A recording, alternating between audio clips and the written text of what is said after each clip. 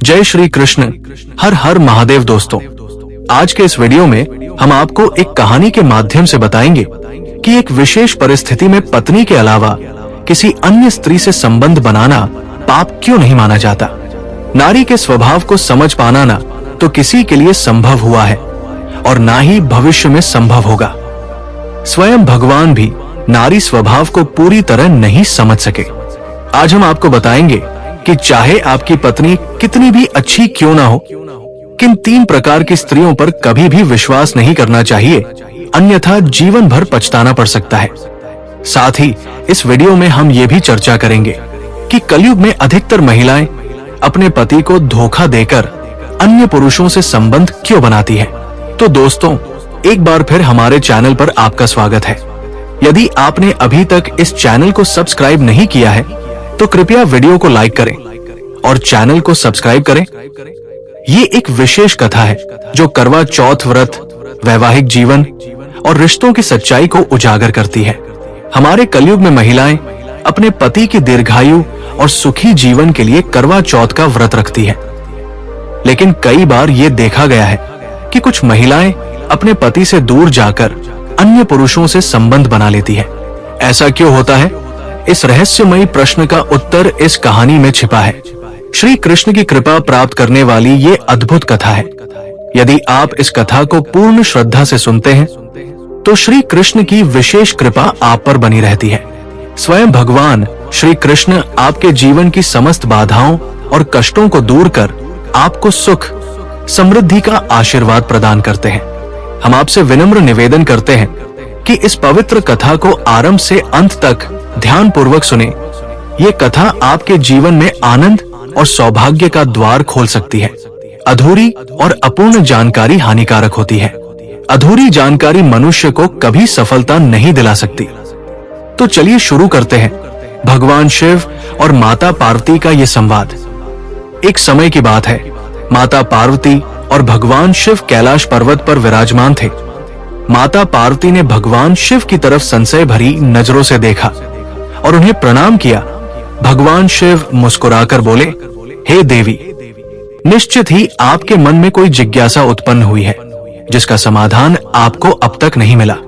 यदि ऐसा है तो निसंकोच होकर अपने प्रश्न पूछें। हम अवश्य आपकी शंका का समाधान करेंगे। माता पार्वती ने विनम्रता पूर्वक कहा, हे प्रभु, ये उचित माना जाता है कि एक पुरुष को केवल एक ही स्त्री से विवाह करना चाहिए और उसी के प्रति निष्ठावान रहना चाहिए, परंतु मैं देखती हूँ कि कुछ पुरुष अनेक विवाह करते हैं और कई स्त्रियों से संबंध रखते हैं। क्या ये उचित है? भगवान शिव बोले, हे देवी, आपका ये प्रश्न अत्यंत महत्वपूर्ण है। इसके उत्तर में हम आपको एक ज्ञानवर्धक कथा सुनाना चाहते हैं, किंतु शर्त यह है कि आपको इसे ध्यान पूर्वक पूर्ण रूप से सुनना होगा। तब माता पार्वती ने उत्तर दिया, हे प्रभु, मैं वचन देती हूँ कि इस कथा को अंत तक सुनूंगी और इसका संपूर्ण विश्व में प्रचार करूंगी। कृपया ये कथा सुनाएं। तब भगवान शिव ने कथा प्रारंभ की और कहा, हे देवी, एक नगर में सच्चिदानंद नाम का एक चोर रहता था। वो छोटी मोटी चोरी करके अपने परिवार का पालन पोषण करता था, परंतु इन चोरियों से उसे इतनी धनराशि नहीं मिल पाती थी कि वो ठीक से अपना घर चला सके। एक दिन उसके मन में विचार आया कि छोटी चोरी करूं या बड़ी, यदि पकड़ा गया तो दंड तो समान ही मिलेगा, तो क्यों ना एक बड़ी चोरी करूं। ये सोचकर वो राजा के शयन कक्ष की ओर बढ़ा। धीरे धीरे उसने पर्दा हटाया और भीतर झांका तो अंदर का दृश्य देखकर वो स्तब्ध रह गया। उसने देखा कि राजा गहरी नींद में सो रहा था और उसकी रानी अर्धनग्न अवस्था में पलंग पर बैठी थी। ये देख सच्चिदानंद के हाथ पैर कांपने लगे और वो घबराकर वो एक दीवार की ओंठ में छिप गया। अब वो छुपकर रानी के सोने का इंतजार कर रहा था। काफी देर बाद जब उसे संदेह हुआ तो उसने धीरे से पर्दा हटाकर देखा कि रानी सो चुकी है या नहीं, लेकिन रानी अब भी जाग रही थी।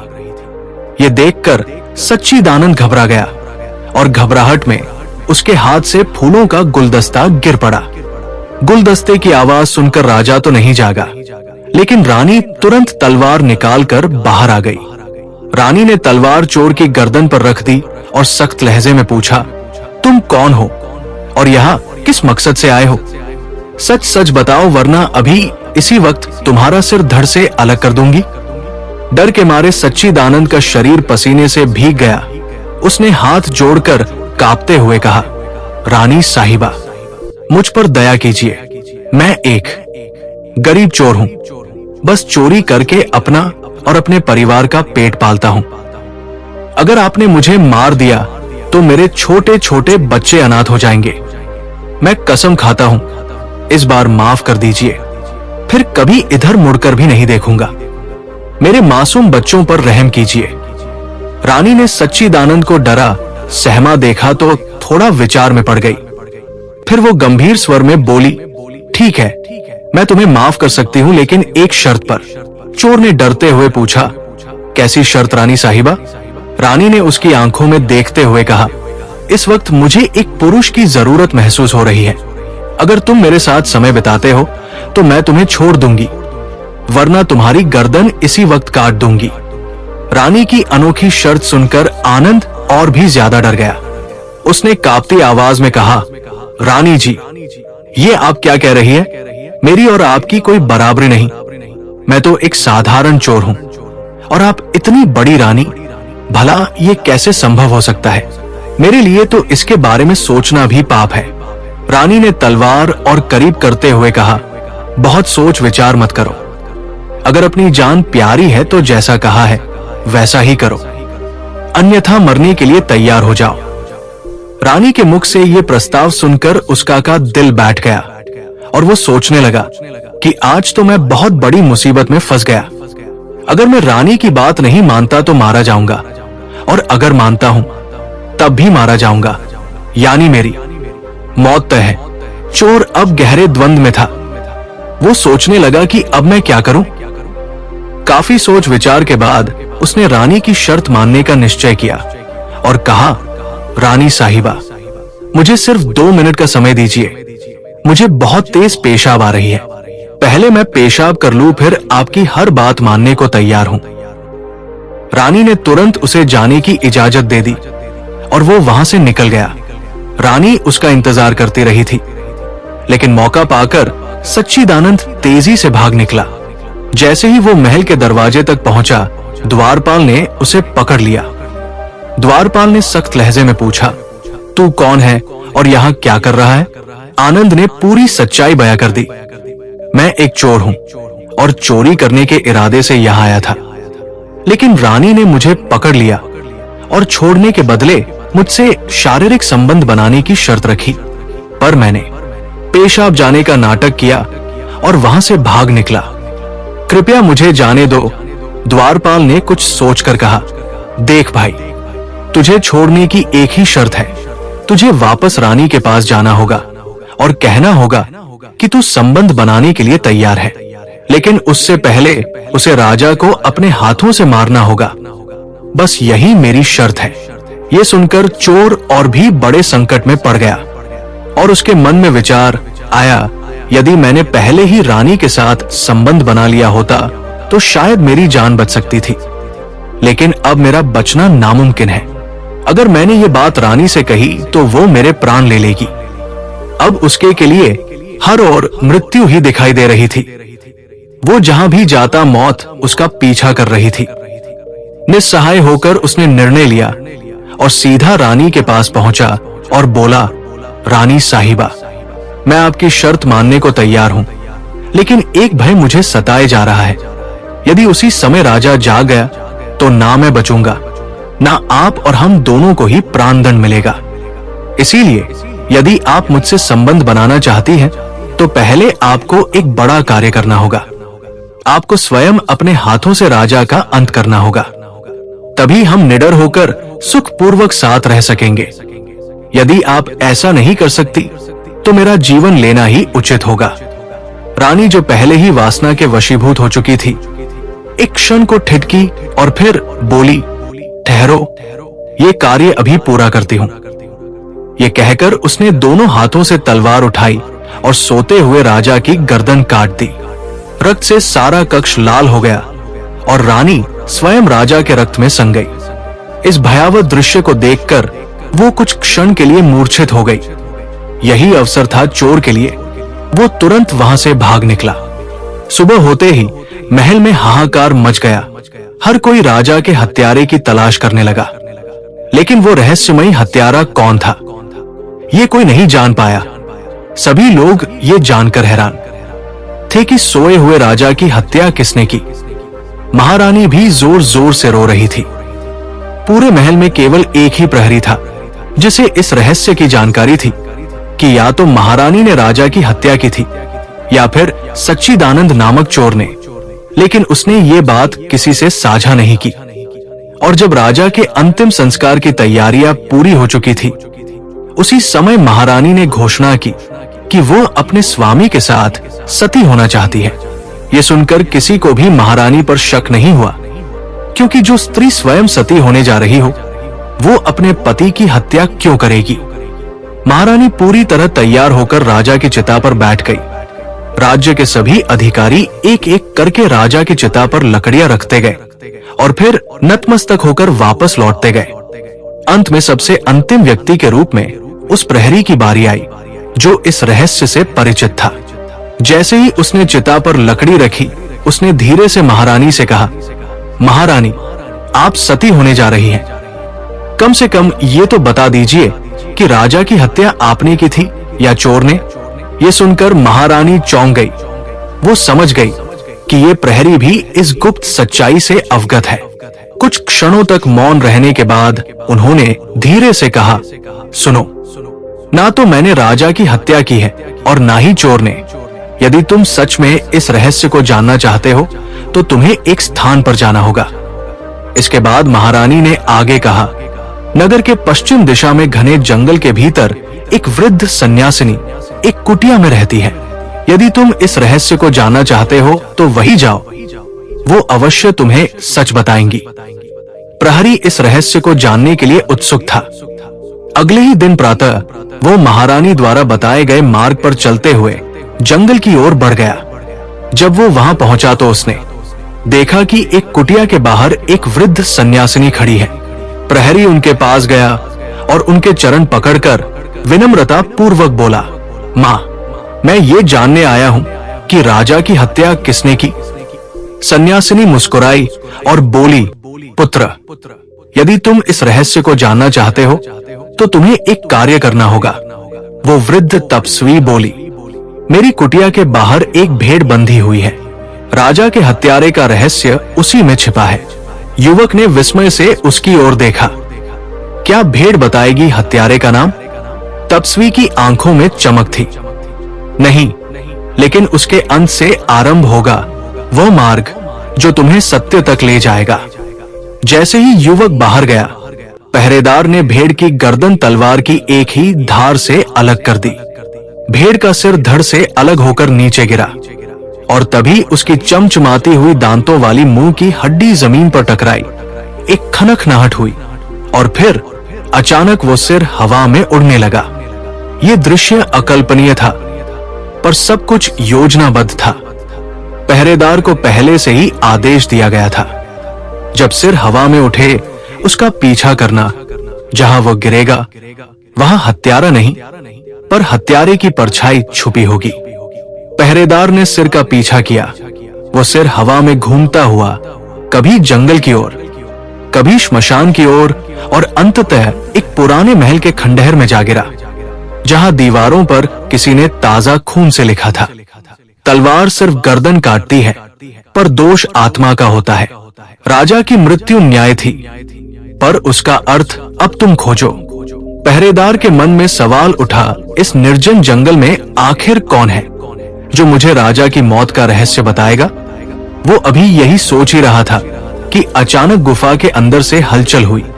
वो गुफा एक भयानक दैत्य की थी जो यहाँ अपनी बेटी के साथ रहता था। संयोग से उस समय दैत्य जंगल में अपने भोजन की तलाश में गया हुआ था और गुफा के भीतर सिर्फ उसकी बेटी मौजूद थी। दैत्य कन्या ने जैसे ही मानव की गंध महसूस की, वो चौकन्नी हो गई। गुफा के द्वार पर खड़े नौजवान पहरेदार को देखते ही उसके मन में विचार आया, कि यदि इसे मार कर खा लूं तो मेरी भूख मिट जाएगी, लेकिन यदि इसे जीवित रखूं तो ये मेरे लिए बड़ा उपयोगी साबित हो सकता है। योजना बनाते ही उसने अपनी असली डरावनी दैत्य रूपी छवि छोड़कर एक अपूर्व सुंदर युवती का रूप धारण कर लिया और मोहक अदाओं के साथ पहरेदार के सामने आ खड़ी हुई। पहरेदार ने अपने जीवन में इतनी सुंदर स्त्री कभी नहीं देखी थी। वो उसके आकर्षण में बंधता चला गया। दैत्य कन्या ने मुस्कुराकर उसे अपनी गुफा में आमंत्रित किया और जैसे ही पहरेदार अंदर गया, वो पूरी तरह से उसके मोह में बंध चुका था। वहां उसने पहरेदार को अपने प्रेम जाल में फंसा लिया और दोनों के बीच एक गहरा रिश्ता बन गया। समय बीतता गया और रात होने लगी। अब दैत्य के लौटने का समय नजदीक था। जब दैत्य कन्या को एहसास हुआ कि उसका पिता आने ही वाला है, तो उसने तुरंत एक जादू किया और पहरेदार को मक्खी में बदलकर दीवार पर चिपका दिया। दैत्य जब गुफा में दाखिल हुआ तो उसने घूर कर कहा, मुझे यहाँ किसी इंसान की गंध आ रही है, कहीं कोई अजनबी तो यहाँ नहीं आया? इस पर दैत्य कन्या ने झटपट एक कहानी गढ़ी और अपने पिता को बहका दिया। पिता, आप क्या कह रहे हैं? कौन ऐसा साहसी पुरुष होगा जो हमारी उपस्थिति में यहाँ आने की हिम्मत करे? मैं उसे जीवित चबा जाऊंगी। इस तरह उसने अपने पिता को चकमा दे दिया। अब वो राक्षसी हर रात पहरेदार को एक पुरुष में बदल देती और देर रात तक उससे बातें करती और वे शारीरिक संबंध भी बनाते, और जैसे ही भोर होती वो उसे फिर से एक मक्खी में बदलकर दीवार पर चिपका देती। इस तरह कई दिन बीत गए और पहरेदार उसी राक्षसी की गुफा में रहने लगा। उसे अपने घर पर मौजूद बच्चों की याद सताने लगी, लेकिन वो उस राक्षसी के चंगुल से बच नहीं पा रहा था। फिर एक दिन उसे मौका मिल गया। किसी तरह उसने रात के अंधेरे में वहां से भागने में सफलता पाई और कई दिनों तक भटकते हुए वो आखिरकार अपने नगर पहुंच गया। अपने बच्चों से मिलकर उसकी खुशी का ठिकाना ना रहा। उसने राहत की सांस ली और सोचा, अच्छा हुआ मैं वहां से भाग निकला। पता नहीं वह अप्सरा मुझे और कितने दिनों तक मक्खी बनाकर रखती। समय बीतता गया, लेकिन एक दिन पहरेदार को फिर से उस राक्षसी की याद सताने लगी। अब दिन रात वो उसी के ख्यालों में डूबा रहने लगा। उसकी सुंदरता को याद कर उसे मिलने की तड़प बढ़ने लगी। अब उसे उसके बिना ना खाना अच्छा लगता, ना पानी। वो हमेशा यही सोचता कि दोबारा उससे कैसे मिल सके। धीरे धीरे उसकी बेचैनी इतनी बढ़ गई कि उसने वापस जाने का निर्णय कर लिया। उसने सोचा, पिछली बार साध्वी माँ ने मुझे वहां तक पहुंचाया था, मुझे तो ये भी नहीं पता कि वहां जाने का मार्ग क्या है।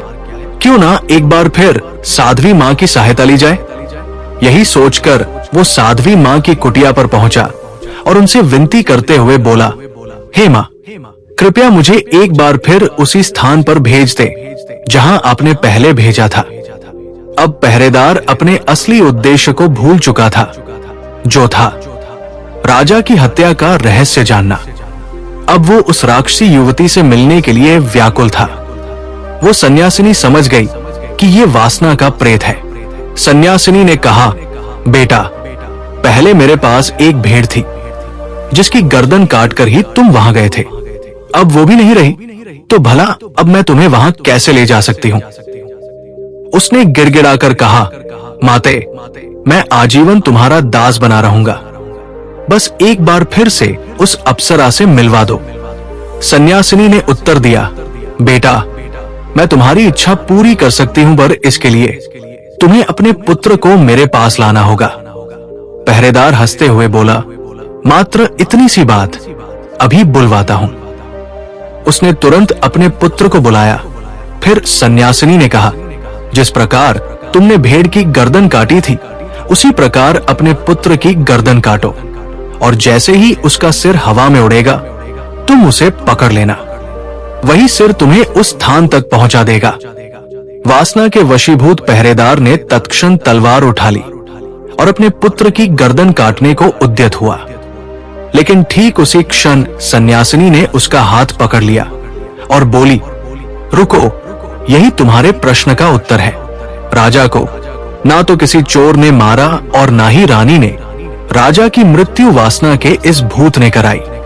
ठीक उसी प्रकार जैसे अभी तुम अपने पुत्र की बलि देने को तैयार हो गए थे। भगवान शिव माता पार्वती से बोले, हे देवी, तुम्हारे प्रश्न का उत्तर देने से पहले मैं तुम्हें एक महत्वपूर्ण बात बताना चाहता हूं। चाहे कोई नारी कितनी भी श्रेष्ठ क्यों ना हो, लेकिन 3 प्रकार की स्त्रियों पर कभी विश्वास नहीं करना चाहिए। पहली है झूठी स्त्री। यदि कोई स्त्री बार बार झूठ बोलती है तो उस पर भरोसा करना घातक हो सकता है। झूठ बोलने की आदत किसी भी संबंध की नींव को कमजोर कर देती है। जब कोई व्यक्ति झूठ बोलता है तो उसका उद्देश्य अपनी वास्तविक मंशा को छिपाना और स्वयं को बचाना होता है। यदि कोई स्त्री बार बार झूठ बोलती है तो ये उसके चरित्र की कमजोरी को दर्शाता है।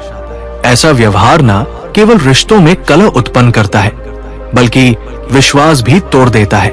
जब आप किसी झूठे व्यक्ति पर भरोसा करते हैं तो आप अपने ही भावनाओं के साथ खेलते हैं और अंत में उस दर्द का सामना करते हैं जिसे आप टाल सकते थे। स्वार्थी और लालची स्त्री। एक और प्रमुख गुण जो किसी स्त्री को अविश्वसनीय बनाता है वो है उसका स्वार्थी स्वभाव। जब कोई स्त्री केवल अपने इच्छाओं और लाभ के लिए दूसरों का उपयोग करती है और दूसरे व्यक्ति की भावनाओं की परवाह नहीं करती तो उसका इरादा रिश्ते में साफ नहीं होता। स्वार्थ और लालच रिश्ते की सच्चाई को नष्ट कर देते हैं। ऐसी स्त्री हमेशा स्वयं को प्राथमिकता देती है और किसी अन्य व्यक्ति की भावनाओं या आवश्यकताओं की परवाह नहीं करती। जब आप ऐसी स्त्री पर भरोसा करते हैं तो केवल भावनात्मक रूप से ही नहीं, बल्कि आर्थिक रूप से या अन्य संसाधनों के मामले में भी धोखा खा सकते हैं। अविश्वासी स्त्री। यदि कोई स्त्री निष्ठा और समर्पण में कमी दिखाती है तो ये सबसे खतरनाक संकेत होता है।